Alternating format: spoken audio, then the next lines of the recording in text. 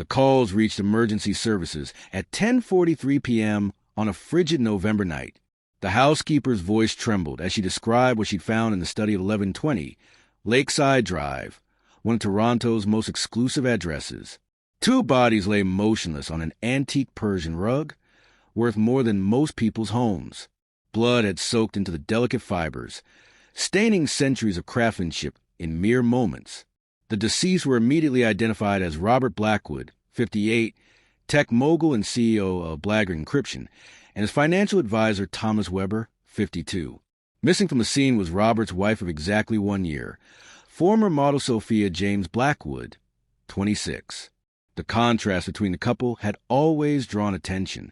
He brought old money, tech brilliance, and social connections refined over decades. She brought youth, beauty, and an enigmatic past that few bothered to question when she appeared on Robert's arm at society events. The 32-year age gap raised eyebrows, but in Toronto's elite circles, such arrangements weren't uncommon. What the dinner guests who had departed just hours earlier couldn't have known was how the anniversary celebration would end. They couldn't have predicted that Diane Blackwood, Robert's second wife, would arrive unannounced with a package that would shatter the carefully constructed facade of the Blackwood marriage. Before night's end, the truth would emerge about who Sophia James really was and why she had targeted one of Canada's wealthiest men. Robert Blackwood hadn't always lived in mansions with lakefront views. Born to middle-class parents in Windsor, Ontario in 1965, his father worked at the local auto plant while his mother taught high school mathematics. The combination proved fortuitous. He inherited his father's work ethic and his mother's analytical mind. By 17, Robert had built his first computer from mail-order parts, working nights at a gas station to afford components. When classmates were socializing, he was coding, fascinated by the emerging digital landscape. He graduated from the University of Toronto with dual degrees in computer science and business, finishing with modest grades but exceptional practical skills. The early 1990s saw Robert working at 3 failed tech startups before landing at DataWall, a small firm developing rudimentary security software. There, he identified a fundamental flaw in how encryption keys were being generated, a breakthrough that would eventually become the foundation of his fortune. The problem wasn't the encryption itself, he later explained in a 2012 interview. It was how we validated user identity across multiple access points. Everyone was building bigger locks while ignoring who held the keys. When DataWall executives dismissed his innovation, Robert left, taking his ideas with him. In 1997, with $42,000 in savings and a loan from his parents, he founded Blackguard Solutions in a converted warehouse space in Toronto's then unfashionable East End. The timing couldn't have been better. As e-commerce exploded in the late 90s, Robert's encryption solutions offered banks and retailer security that competitors couldn't match. Blackguard's client list grew. First regional banks, then national retailers, eventually international financial institutions. The company's defining moment came in 2003 when 3 major American banks suffered catastrophic data breaches, except for the one using Blackguard's protocols. Orders flooded in. Robert expanded operations to Europe and Asia, opening offices in London, Singapore, and Tokyo by 2006. Blackguard went public in 2008, perfectly timing the market despite the financial crisis. Cybersecurity had become essential, not optional. The IPO valued the company at $1.2 billion, with Robert retaining 68% ownership. His paper worth exceeded $800 million overnight, though he would later diversify his holdings to the $340 million that remained at the time of his death. Wealth transformed Robert's social standing. The awkward programmer who once wore the same Navy suit to investor meetings now employed personal shoppers. His first major purchase, a waterfront penthouse in Toronto's Harbor Square, announced his arrival among the city's elite.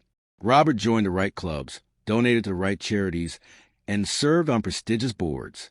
He became a fixture at the Royal Ontario Museum's annual gala and the Toronto International Film Festival's opening night. Though never completely comfortable in social settings, he learned to navigate them with practiced ease. Tech money was different from old Toronto wealth, noted Society columnist Jennifer Walsh. Robert was respected for creating something tangible in a way inheritors never are. He represented new money, but money earned through genuine innovation. By his 50s, Robert Blackwood had transformed from a computer nerd with potential into a technological visionary with power. His encryption standards protected trillions in global transactions daily.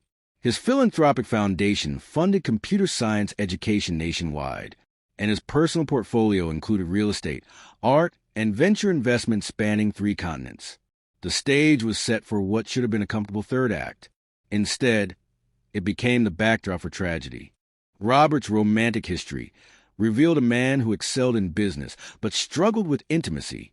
His first marriage in 1992 to Amelia Carter, a marketing executive he met at an industry conference, lasted less than 3 years. Friends described their relationship as 2 ambitious people heading in compatible but separate directions. When Blagger demanded 80-hour work weeks, their marriage quietly dissolved, with Amelia accepting a position in California shortly after their divorce. There were no hard feelings, a former colleague recalled. Robert gave her a generous settlement without lawyers involved. They simply acknowledged they had become roommates rather than spouses. 10 years passed before Robert risked marriage again. At 38, now wealthy and established, he met Diane Winters at a charity auction. Unlike Amelia, Diane wasn't in tech. She curated contemporary art for wealthy clients and brought cultural sophistication Robert admired. 12 years his junior, but worldly and self-assured, Diane transformed Robert's social presence. She taught him which wines to order, which artists collect, noted one friend. Robert was brilliant, but lacked refinement. Diane provided that missing piece. For 8 years, they appeared to embody the perfect power couple. Diane managed their 3 homes, organized their social calendar, and represented the Blackwood Foundation at cultural events. She brought warmth to his sometimes awkward public appearances, smoothing conversations with her natural charm. The facade began cracking in 2014. Robert's travel schedule intensified with Blagger's expansion into emerging markets. Board members noticed Diane's absence from company functions. The couple attended events separately with increasing frequency. Toronto gossip columns speculated about Robert's attention to younger women at industry events. Though never explicitly confirmed, rumors of affairs with assistants and junior executives followed him. Diane maintained dignified silence, neither confirming nor denying the whispers that circulated through their social circle. Their divorce in 2017 surprised only those who hadn't been paying attention. The public narrative cited irreconcilable differences, while private accounts suggested Robert's infidelity had become too blatant to ignore. She discovered messages, revealed one household staff member. Not just one indiscretion, but a pattern. Diane deserved better. The settlement remained confidential, though property records showed Diane retained their Lake Muskoka cottage and Upper East Side Manhattan apartment. Robert kept the Toronto mansion, where he would later die. In public, they maintained cordial relations. At charity events where their paths crossed, they exchanged polite greetings. The business press praised their mature handling of the split. What remained hidden was Diane's hurt, her careful documentation of Robert's betrayals, and the vigilant attention with which she would later observe his 3rd marriage, attention that would ultimately expose a deadly conspiracy. Robert first encountered Sophia James at the 2020 Midnight Garden Gala, a black-tie fundraiser for Toronto General Hospital's Cancer Research Wing. At 55, he had spent 3 years as an eligible bachelor, dating casually but avoiding anything serious. The tech magnate had settled into a comfortable rhythm of work, philanthropy, and occasional companionship that suited his lifestyle. That April evening changed everything. Robert arrived alone, planning his standard appearance. Cocktails, dinner, a sizable donation, and an early exit. Instead, he found himself transfixed by a woman across the ballroom. Sophia James stood out even among models and socialites. At 26, she possessed a poised confidence that belied her youth. Her gown, midnight blue with subtle crystal detailing, suggested expensive taste without ostentation. What caught Robert's attention, however, wasn't just her beauty but her apparent disinterest in displaying it. While others posed for photographers, Sophia engaged in deep conversation with the hospital's chief of oncology. She wasn't working the room like most people her age. said David Crane, Robert's longtime friend and Blagger board member who witnessed their first meeting. She seemed genuinely interested in the research. Robert noticed that authenticity immediately. When they were seated at the same table, a placement later revealed to be orchestrated through a $10,000 donation from an untraceable account. Their conversation flowed naturally. Sophia spoke about her modeling work with measured modesty, describing campaigns for mid-tier European fashion houses and editorial spreads in industry publications. What Robert didn't know was that Sophia's portfolio consisted primarily of digitally altered images and stage photos from events she had paid to attend. Her claimed contract with Milano Management was fiction. The agency existed only as a professional-looking website and answering service. Her supposed apartment in Paris was actually a short-term rental she had photographed extensively during a weekend stay. The reality: Sophia James was born Angela Patterson in a small town outside Thunder Bay. She had worked briefly at a department store cosmetics counter before disappearing from her previous life. Between her old identity and her emergence as Sophia lay 5 years of carefully constructed fiction, with traces of connections to at least 2 deceased wealthy men in Florida and Washington state. None of this was apparent to Robert, who found himself captivated. When Sophia mentioned an interest in encryption technology, he was hooked. Few of his dates had ever shown curiosity about his work. Their conversation lasted until staff began clearing tables. "I'd like to continue this discussion," Robert said as the evening ended. "Perhaps over dinner tomorrow?" Their courtship progressed with remarkable speed. Within 2 weeks, they were photographed together at industry events.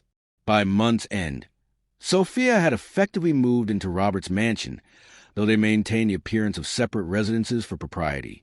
For Robert, Sophia represented youth, beauty, and admiration, a combination that proved intoxicating after years of solitude and the sting of divorce. For the public watching their romance unfold in society pages, it seemed like another case of a wealthy older man finding companionship with a beautiful younger woman. Robert showered Sophia with gifts: a diamond-encrusted watch after 1 month, a sports car at 2 months, and access to his private accounts shortly thereafter. Friends who expressed concern were gently but firmly distanced.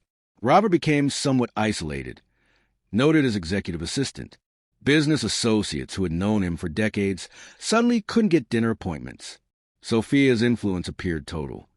Their engagement came just 4 months after meeting, announced at a lavish party at Robert's estate. The diamond on Sophia's hand, 12 carats, cushion cut, and set in platinum, became almost as talked about as the speed of their relationship. What appeared to be a storybook romance would later be revealed as something far more calculated. But in those early months, Robert Blackwood was simply a man who believed he had found love again, unaware that he had actually found his end.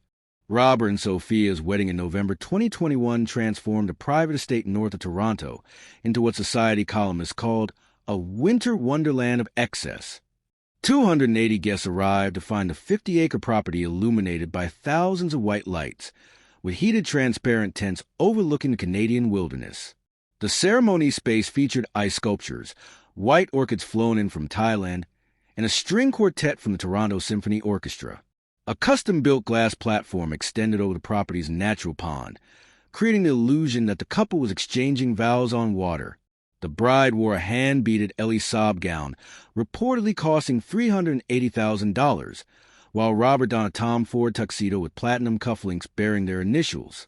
"We estimated the total cost exceeded $4.2 million, reported Luxury Event magazine. Everything from the hand-calligraphed invitations on Japanese washi paper to the rare vintage champagne spoke of meticulous attention to detail. The guest list represented a curious mix of technology executives, finance leaders, models from Sophia's purported professional circle, and Toronto's old money families. Notably absent, most of Robert's longtime friends and anyone from Sophia's family. She claimed her parents had died in a boating accident and she had no siblings, explained one attendee. Nobody questioned it. Many assumed she was estranged from her background and had reinvented herself, as models sometimes do. Media coverage focused heavily on the 32-year age gap between bride and groom. Morning shows debated whether the relationship represented genuine connection or opportunism. Financial blogs calculated what percentage of Robert's fortune would be at stake without a prenuptial agreement. Social media erupted with memes and harsh judgments about both parties. "He's old enough to be her father," wrote one commentator. "She's young enough to be his nurse when he needs one," countered another.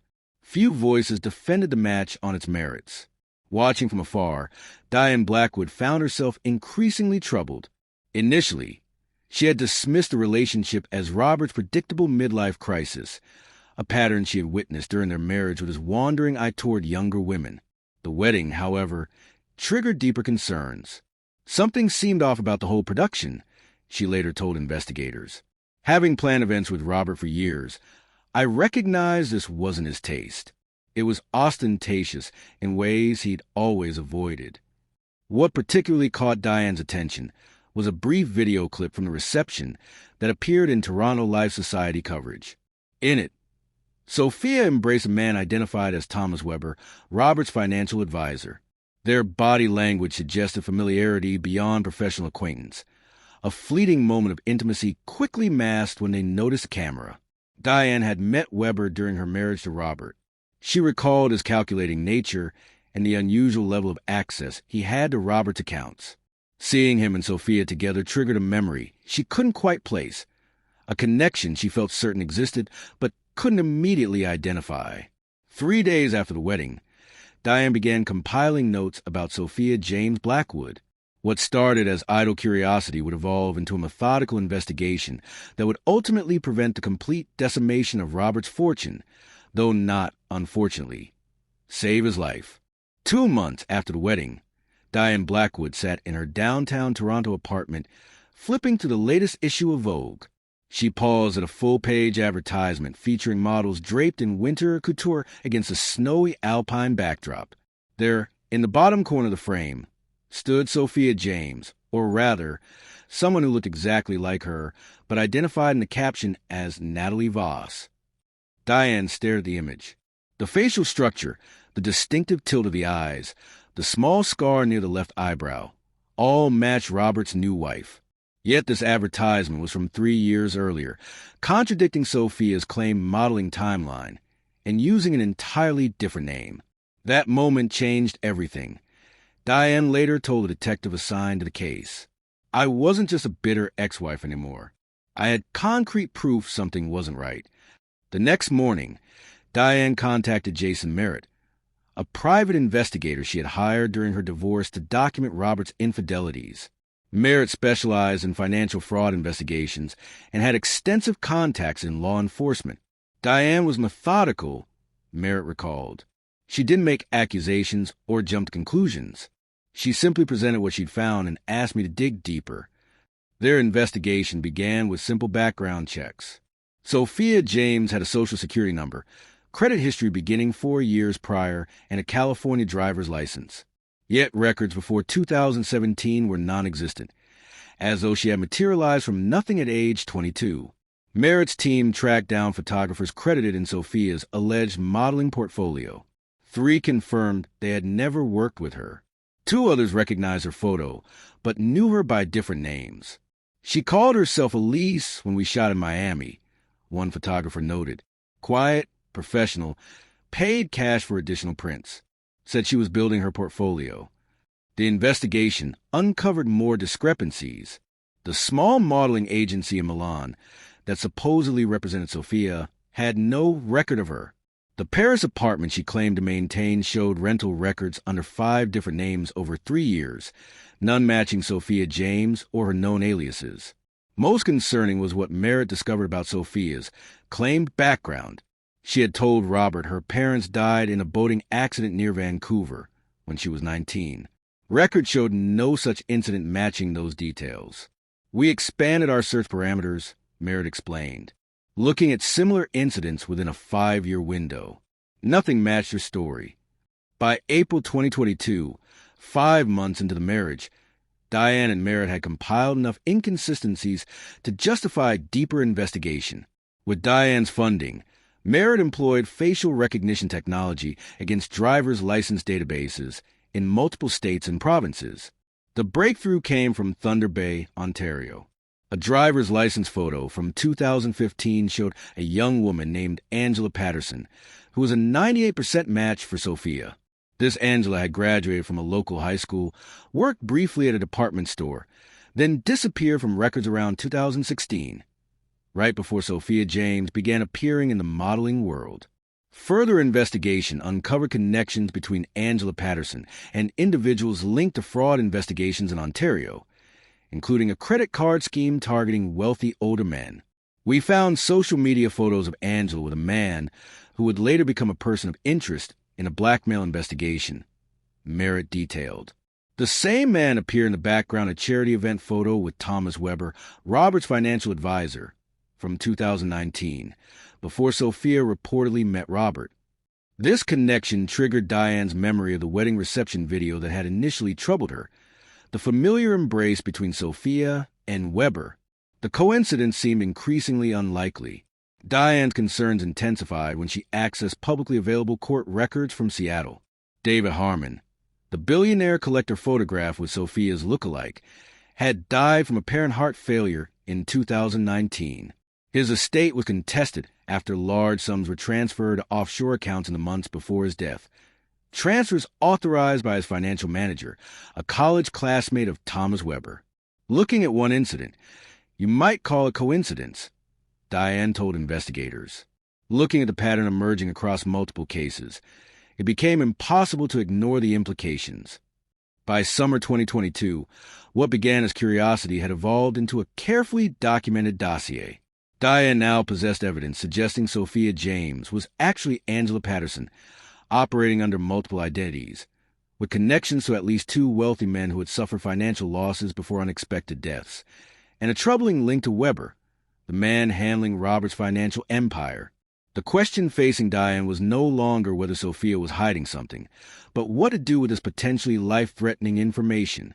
With a clearer picture of Sophia's true identity as Angela Patterson, Diane expanded her investigation beyond Toronto. She hired specialized researchers in 3 cities where Sophia had reportedly lived or worked: Seattle, Miami, and Boston. Their assignment: identify wealthy men connected to Sophia under any known alias, focusing on individuals who had experienced financial losses or unexpected deaths. The Seattle investigation quickly connected Sophia to billionaire David Harmon. Photos from charity events in 2018 showed her as Claire Winters, a gallery assistant who had caught Harmon's attention 6 months before his death. Bank records obtained through court filings revealed Harmon had transferred $4.2 million to offshore accounts shortly before suffering what medical examiners ruled a heart attack. The beneficiary accounts traced to shell companies in Cyprus that dissolved within weeks of receiving the funds. Heart failure seemed plausible given Harmon's age and medical history, noted cardiologist Dr. Nora Klein, who reviewed the case files at Diane's request. However, certain toxins can induce cardiac symptoms virtually indistinguishable from natural causes without sophisticated testing. Such testing had never been performed on Harmon's body, which was cremated within days of his death. In Miami, researchers discovered connections to hedge fund manager Philip Lawson. In 2019, Elise Montero, another Sophia alias confirmed through facial recognition, had briefly dated Lawson after meeting at Art Basel. Their 3-month relationship ended when Lawson discovered unauthorized transfers from his personal accounts totaling $1.8 million. Though he filed police reports, the investigation stalled when surveillance footage of the bank visits showed a woman whose features were partially obscured but matched Sophia's general description. Lawson died in a swimming accident 6 weeks later. The case officially closed as accidental drowning. Lawson was an experienced swimmer who competed in triathlons, his former trainer told investigators. The scenario described in the police report never made sense to those who knew him. Boston yielded the oldest connection. In 2017, tech entrepreneur James Werner dated Natalie Voss, Sophia's first documented alias, for approximately 5 months. Werner suffered a series of financial setbacks during their relationship, including unauthorized access to his cryptocurrency wallets, resulting in the theft of assets worth $2.6 million. The relationship ended when Werner confronted Natalie about discrepancies in her background. 2 weeks later, he was hospitalized with symptoms resembling severe food poisoning. Though he survived, Werner experienced lingering neurological effects that forced his retirement from his company. The pattern was unmistakable, Merritt summarized in his report to Diane. In each case, Sophia established romantic relationships with wealthy men, gained access to their finances, extracted significant sums, and disappeared shortly before or after they experienced health crises or accidents. The investigation took a crucial turn when Merritt's team uncovered communications between Sophia's various aliases and email address belonging to Thomas Weber. In each case, Weber had peripheral connections to the victims, attending the same charity functions, belonging to the same clubs, or having mutual business associates. This established a clear working relationship between the two, spanning years before Sophia's chance meeting with Robert. Further research revealed Weber's financial troubles beginning around 2016. He had experienced significant losses in high-risk investments, faced tax liens, and narrowly avoided bankruptcy through a series of short-term, high-interest loans. His financial recovery coincided with a timeline of Sophia's activities with Harmon and Lawson. They weren't opportunistic predators, Diane concluded. This was a calculated operation with Weber identifying potential targets through his financial industry connections, and Sophia serving as the bait. The most damning evidence came from a former assistant at Weber's firm who had left under unusual circumstances in 2019. After significant legal assurances of confidentiality, she revealed witnessing conversations between Weber and a woman she later identified as Sophia from photographs. These conversations explicitly discussed targeting retirement funds and liquid assets of specific individuals, including Robert Blackwood. They used coded language, but the intent was clear, the assistant stated in a sworn affidavit. They discussed which men had minimal family involvement, limited circles of close friends, and substantial liquid assets that could be moved quickly. By September 2022, Diane had assembled conclusive evidence that Sophia and Weber were partners in a methodical scheme targeting wealthy, somewhat isolated men. Their modus operandi was consistent. Sophia would establish romantic relationships, while Weber used his financial expertise to identify and access assets. Once significant sums were secured, the victim would experience health emergencies or accidents, eliminating potential pursuit. Robert Blackwood, with his $340 million fortune and limited close relationships, represented their most ambitious target yet. The marriage, unlike Sophia's previous shorter-term relationships, suggested a more extensive plan to systematically drain his assets over time. What Diane couldn't determine was how far they would go to protect their scheme if exposed. The deaths associated with previous victims suggested they would take extreme measures when threatened. This realization transformed her investigation from financial fraud documentation to potential murder prevention. Thomas Weber occupied the perfect position to facilitate financial crimes. Respected but not famous, connected but not scrutinized. Unlike celebrity financial advisors who appeared on television discussing market trends, Weber operated in the quieter corridors of wealth management, where discretion was paramount and oversight minimal. Born in 1969 to middle-class parents in Hamilton, Ontario, Weber studied economics at Queen's University before earning his MBA from the University of Toronto in 1994. His early career showed promise at established firms like RBC Dominion Securities and TD Wealth, where colleagues described him as competent but unremarkable. This mediocrity masked his ambition and resentment toward clients whose wealth far exceeded his own. Weber first connected with Robert Blackwood in 2005 while working at Northstar Capital Management, a boutique firm handling accounts for technology executives. As Robert's wealth grew, Weber cultivated their relationship, positioning himself as not just a financial advisor, but a trusted confidant who understood both markets and the lonely reality of wealth. Thomas had this way of making clients feel he was the only person who truly understood their burdens, said former colleague Janet Morrison. He studied psychology books about building trust and mirroring behavior. It wasn't natural charisma, it was calculated technique. In 2011, Weber convinced Robert to let him establish Blackwood Family Office, a private entity managing Robert's personal wealth separate from Blackwood corporate holdings. This arrangement granted Weber unprecedented control with minimal oversight, as he reported directly to Robert rather than an institutional compliance department.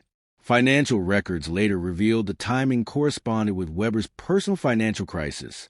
Divorce proceedings in 2010 had cost him nearly $2 million. High-risk options trading to recover these losses had backfired, leaving him deeply indebted to several creditors by 2015. Investigators believe Weber's partnership with Sophia began around this time. Their connection likely originated through Keith Dawson, a nightclub owner with ties to various fraud operations who appeared in photographs with both Weber and Angela Patterson, Sophia's original identity, between 2015 to 2016. Email communications recovered from Weber's cloud storage revealed his initial plan: identify wealthy clients isolated by divorce or widowhood, introduce them to Sophia in seemingly chance encounters, then manipulate their finances once she established romantic relationships. Their operation evolved with each target. With early victims, they employed crude methods, unauthorized transfers, and identity theft. With Robert, they developed a more sophisticated approach designed to extract maximum value over time. Weber created a complex network of shell companies and investment vehicles that would make Robert's money nearly impossible to trace, explained forensic accountant Melanie Harding, who analyzed the recovered files. The genius was that each transaction appeared legitimate when viewed individually. Only when mapping the entire system could you see how funds were being siphoned offshore. The scheme began immediately after the wedding with relatively small diversions: $50, $000 here, $100,000 there, amounts insignificant to someone of Robert's wealth. These transfers tested the waters while establishing patterns that would make larger movements less suspicious.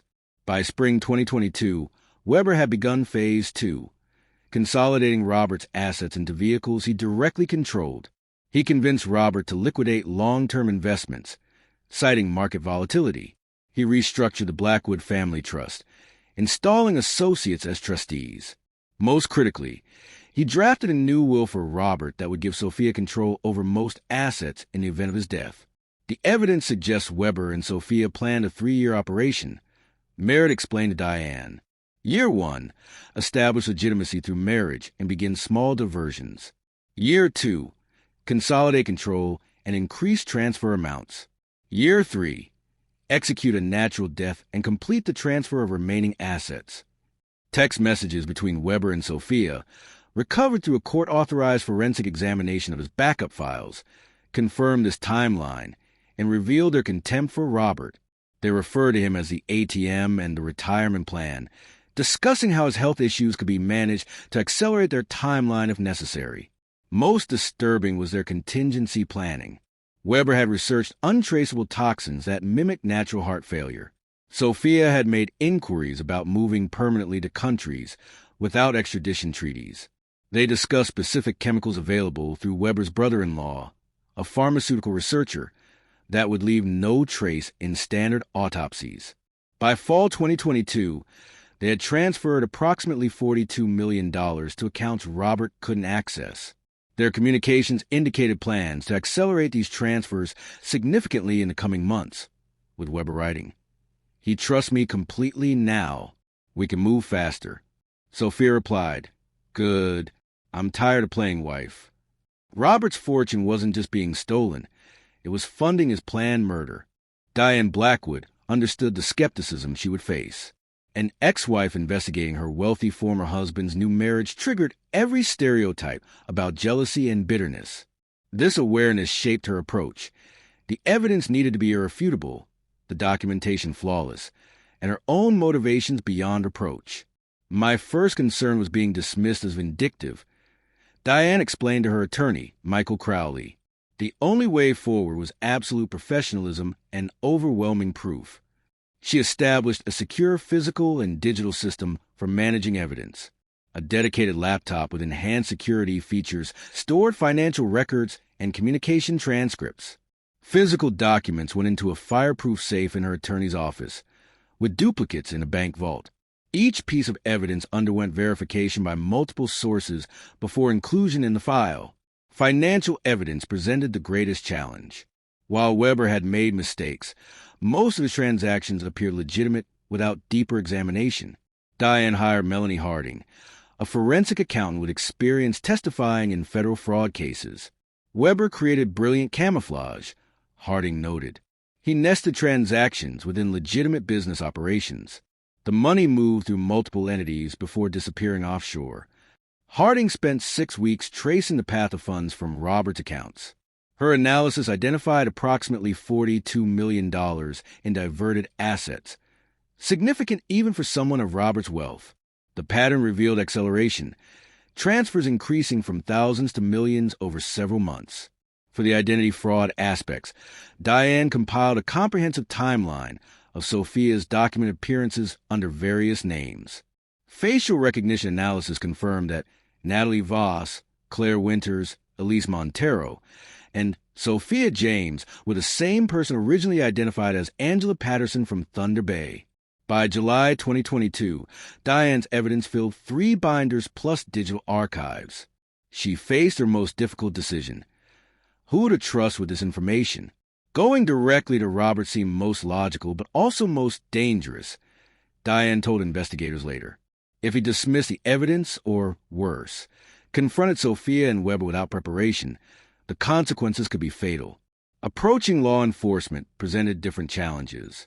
Without a crime technically committed against Robert yet, police might classify the case as a domestic matter rather than criminal conspiracy. The sophisticated financial crimes cross jurisdictional boundaries, further complicating official response. After consultation with her legal team, Diane arranged a meeting with Detective Nathaniel Park of Toronto Financial Crimes. Park had investigated several investment frauds targeting high-net-worth individuals and had the necessary security clearance to coordinate with international authorities. Their initial meeting on August 3rd lasted 4 hours. Ms. Blackwood presented the most organized civilian investigation I've encountered in 20 years of police work, Park later stated.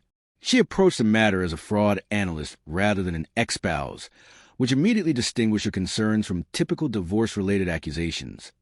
Park recognized a pattern from previous cases involving elderly victims, but noted the premeditated nature and scale of this conspiracy exceeded typical fraud operations.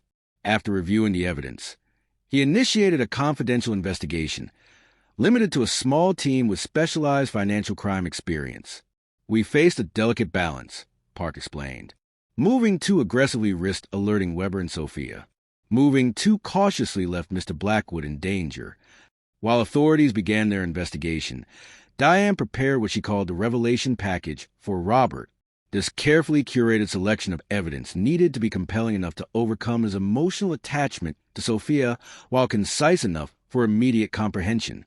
The package included photographs documenting Sophia's multiple identities with timeline, verified financial records showing unauthorized transfers, transcripts of communications between Weber and Sophia discussing their plans, medical examiner reports from previous victims showing suspicious similarities, witness statements from former associates, a personal letter from Diane explaining her involvement.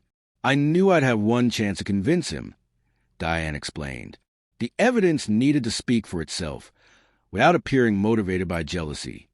She consulted with a psychological profiler about the optimal approach. The specialist advised including evidence of financial crimes first, appealing to Robert's analytical mind, before introducing the more emotional betrayal and physical danger aspects. By late October, authorities had verified much of Diane's evidence and expanded their investigation to include potential homicide charges related to previous victims. However, legal proceedings would take time, and Detective Park expressed concern about Robert's immediate safety as the anniversary approached. The pattern suggested escalation around significant dates, Park noted in his case file. Previous victims experienced health emergencies following celebrations or life milestones. This realization accelerated the timeline. On November 10, 2022, Detective Park authorized Diane to deliver her evidence package to Robert during the anniversary celebration planned for November 12th. Officers would be nearby but unobtrusive, ready to intervene if necessary. Diane arranged discreet security for herself and prepared for a confrontation she had spent nearly a year working to document. The evidence was irrefutable, the authorities informed, and the timing critical. The only remaining question was Robert's reaction when his perfect marriage was revealed as a deadly conspiracy. November 12, 2022 marked exactly 1 year since Robert and Sophia exchanged vows. To celebrate, they transformed their Toronto lakeside mansion into a winter wonderland reminiscent of their wedding. The estate's winding driveway glowed with thousands of white lights, while ice sculptures dotted the immaculate grounds. Valet attendants in crisp uniforms greeted arriving luxury vehicles, ushering guests toward a grand entrance where staff collected coats and offered champagne. Inside, the mansion had been reimagined by Toronto's premier event designer. The grand staircase wrapped in white roses and crystals. Custom ice bars served rare spirits and vintage champagnes. A string quartet played in the conservatory, while chefs prepared a 13-course tasting menu in the renovated kitchen. Robert spared no expense, recalled James Nelson, Blackguard chief operating officer. The staff mentioned Sophia had overseen every detail, down to the specific temperatures for each wine serving. 60 guests mingled throughout the first floor, a smaller, more intimate gathering than the wedding, but still impressive. Technology executives, financial leaders, and art world figures created a carefully curated mix of wealth and influence. Photography was discreetly discouraged, with Sophia explaining she wanted everyone present in the moment rather than documenting it. The real reason became apparent later. Minimizing evidence of who attended might prove useful if investigations followed. By 8 o'clock, dinner service began in the formal dining room. Robert and Sophia sat at the center of a U-shaped table arrangement, allowing them to engage with all guests. Sophia wore a custom ivory gown that echoed her wedding dress, while Robert matched in a cream dinner jacket. They looked perfect together, one guest told investigators. Robert seemed genuinely happy, completely unsuspecting of what was coming. Throughout dinner, Weber remained conspicuously close to the couple, periodically checking his phone. Later analysis of his communications revealed text exchanges with associates positioned near the estate security office, monitoring camera feeds and visitor logs. As dessert concluded around 10:30 p.m., Robert stood to toast his wife. His speech praised her beauty, intelligence, and the happiness she brought to his life. Guests raised glasses while Sophia smiled with practiced warmth, her hand resting possessively on Robert's arm. Looking back at the video, you can see it wasn't affection but control, Detective Park noted. She was literally holding on to her investment. At 10:42 p.m., as servers poured coffee and arranged petit fours, security alerted Weber to an unauthorized visitor at the gate, a woman in a black sedan requesting entry without an invitation. Weber excused himself and moved to the security office, where cameras showed Diane Blackwood presenting identification to guards. After brief consultation with Robert, who appeared surprised but not alarmed, security permitted her entry with instructions to wait in the library, away from the celebration. Diane entered the mansion at 10:55 p.m., carrying a leather portfolio case. She wore a simple black dress and minimal jewelry, deliberately understated to avoid appearing confrontational. The evidence package inside contained irrefutable proof of the conspiracy targeting Robert's life and fortune. Ms. Blackwood appeared remarkably calm considering what she was about to do, recalled the security guard who escorted her.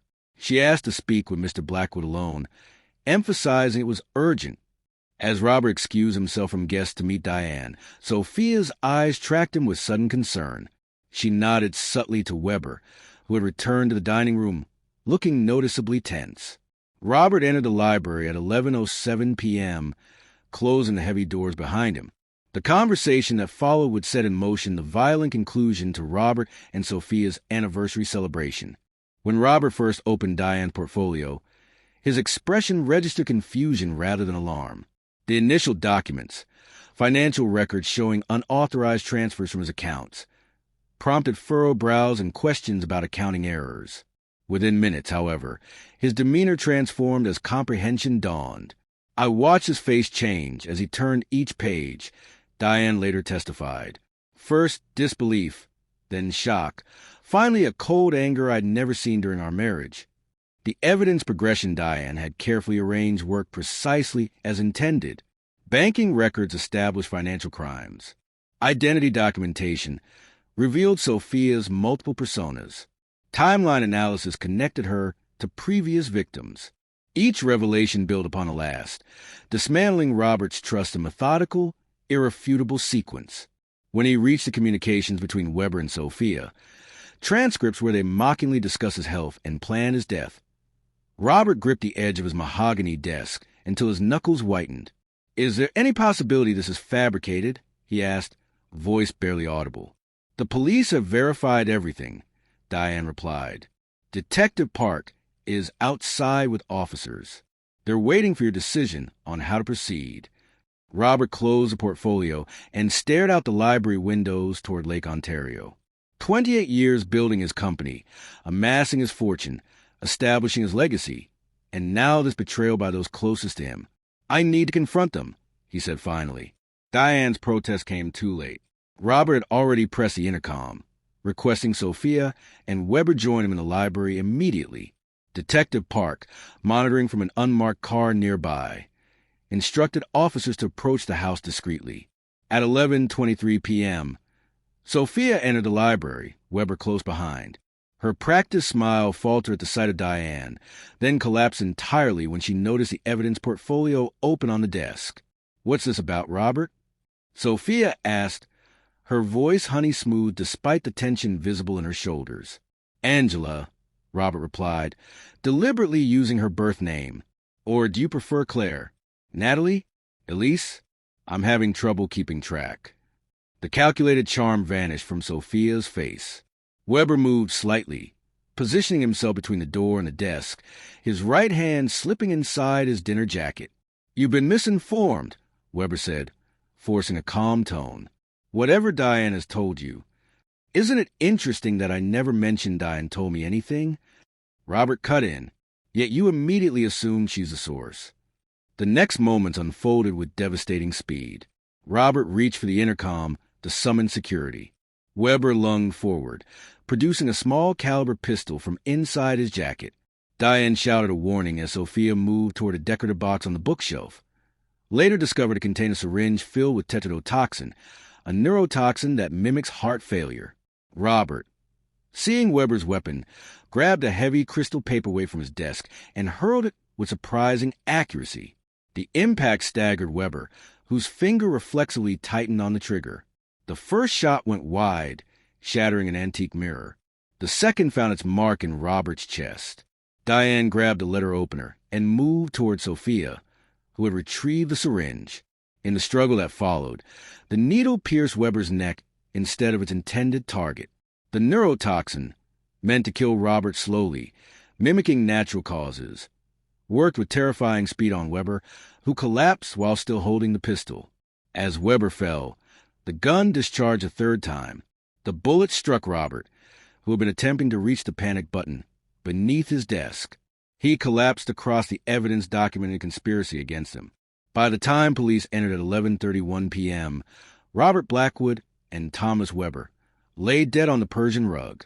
Sophia was attempting to flee through the terrace doors.